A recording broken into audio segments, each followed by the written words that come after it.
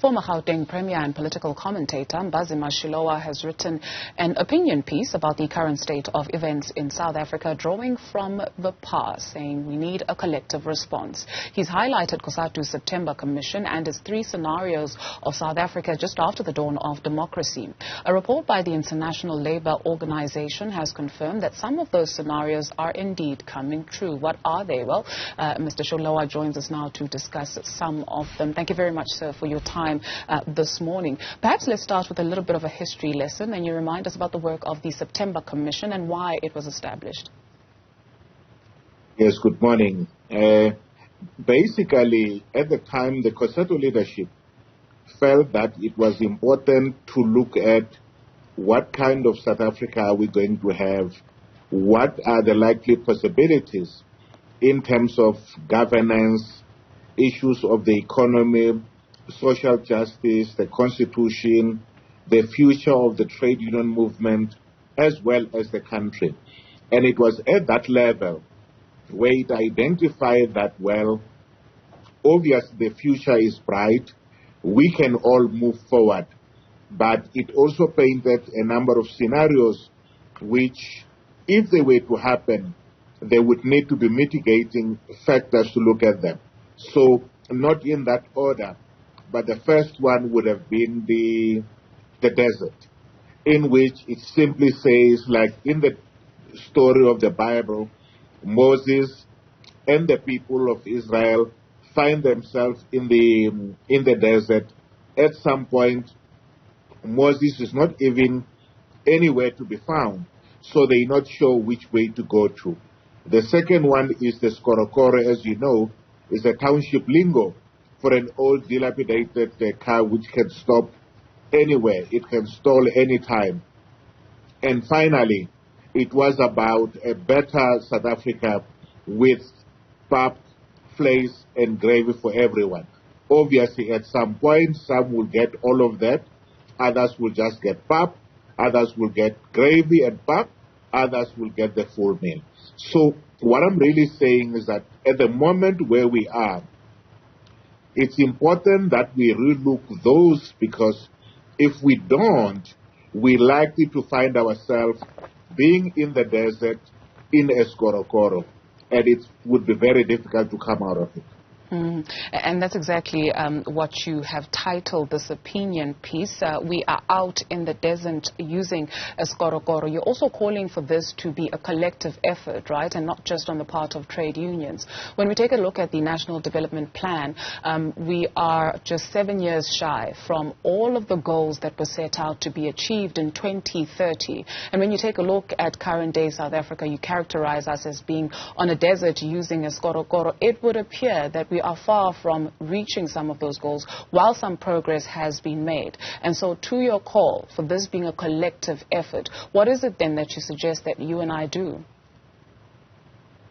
I think the first thing to acknowledge is that many people support the National Development Plan. I know that Cosatu at some point had problems with the economic section, but let's leave that aside and say, in general, even political parties are all in agreement. But it seems we think that for the NDP to be realized, it is only the government that has to do its part, and not the private sector, not the trade union movement, not the social movement, as in churches, NGOs and so forth, and of course, some of us influential individuals.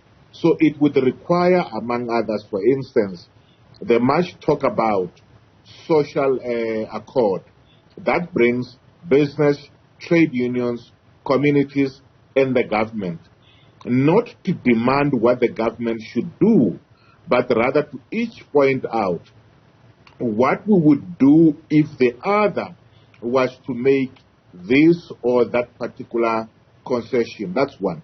But secondly, there are things which only the government can do. We can't solve the issue of a growing economy, of creating jobs, eliminating or reducing unemployment, unless the government sort out the whole issue of the energy crisis and the blackout that we find ourselves in.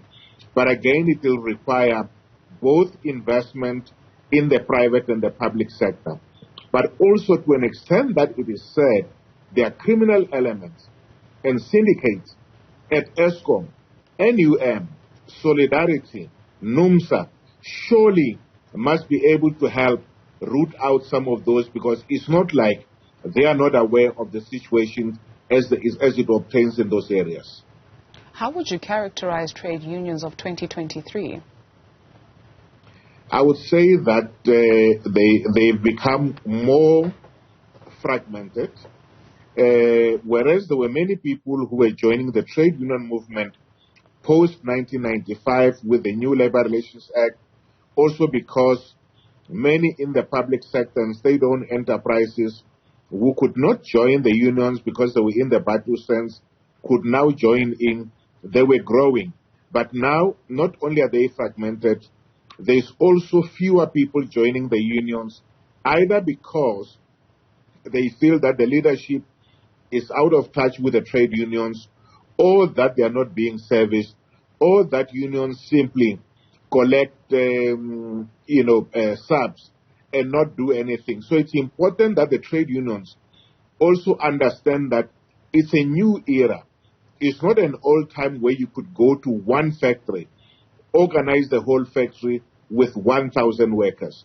Now you've got smaller factories, some only dealing with delivery, some with manufacturing and others. So we need to be able to look and have new organizers who understand these things, but also bringing in young people, because if you look not at the leadership of the trade union movement, but at the general membership, it will be primarily majority older workers and not young workers.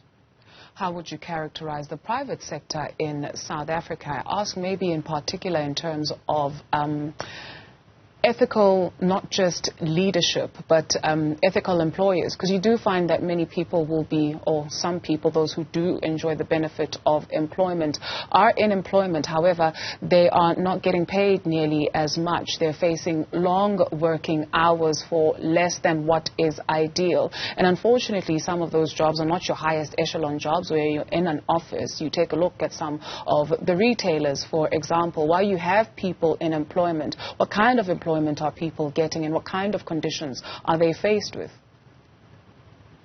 Well, there have been some changes in the sense that now you have, sort of more like the minimum wage.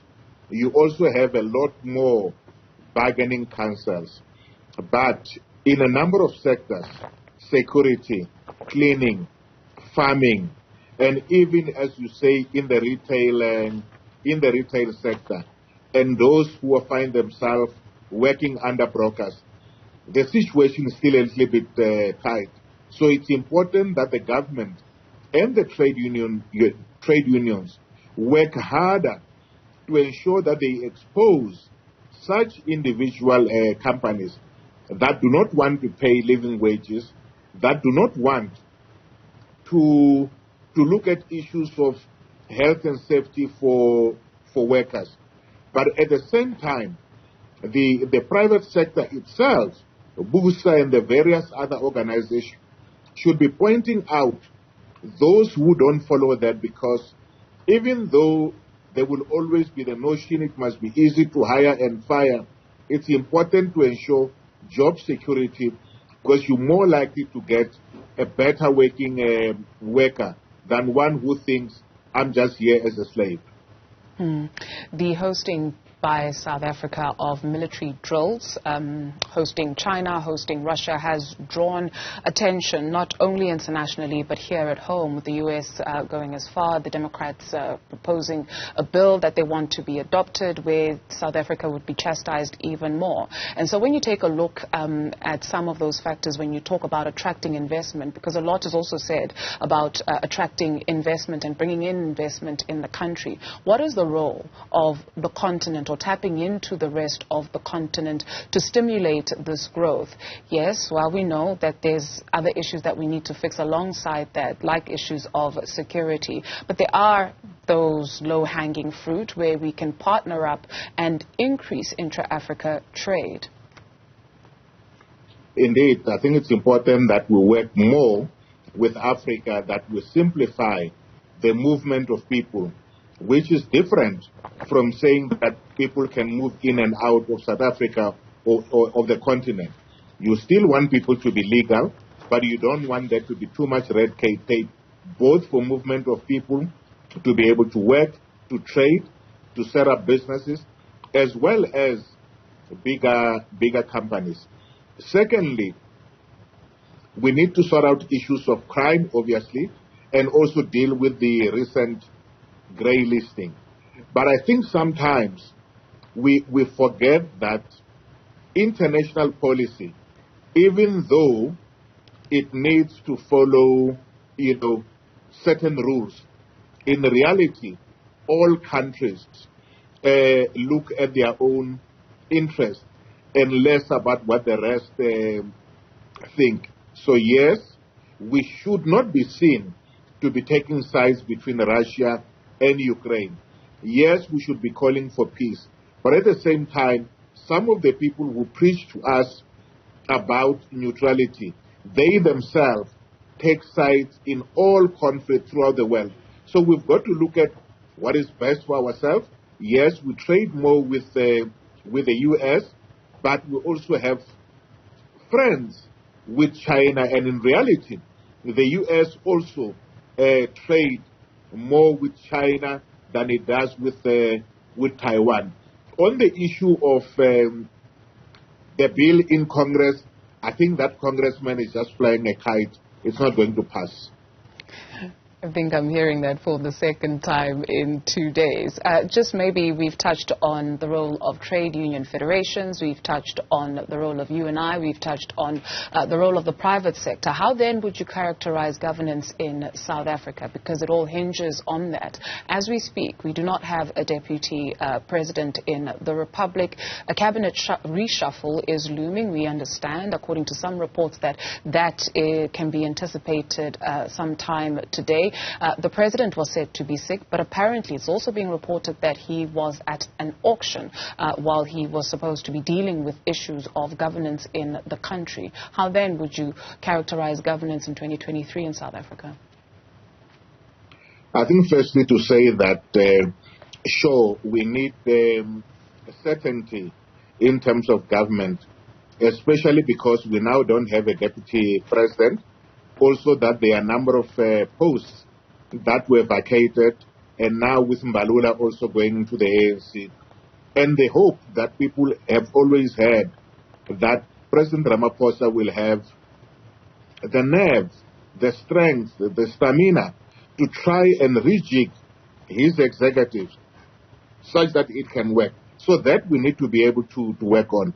But I think the issue of whether he was ill or not ill, I think it's just overblown, because even if he wasn't ill, or it's not like he was not going to go to the auction, he was going to shuffle during the day and do whatever auction that is there. For me, that's not where the issue is.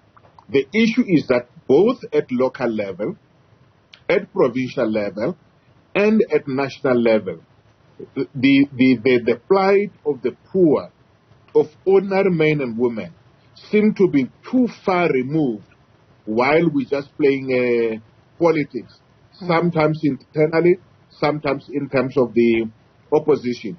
Just take recently, we are being told close to 290 million rand that were given to the Polokwane municipalities may have to be returned to National Treasury, not because there's no money, but because they just couldn't spend it. Similarly, if you go to the Eastern Cape, there will be a huge chunk of money from the Department of Health that is going to be returned because they can't spend it. It is those kind of issues that we need to sort out in addition to having a stable government. So, of course, we do have a government. It has been elected, but I think there's a lot of instability as is happening in a number of Gauteng municipalities. But I think also the president needs to be a bit more firm with how things are run, both inside the party, in the national government, and in their own municipalities. Because while we must call out DA municipalities, especially the metros in Gauteng, the reality is that the majority of non-functional municipalities are under the control of the African National Congress. Mr. Shilowa, sir, thank you very much for your indulgence this morning.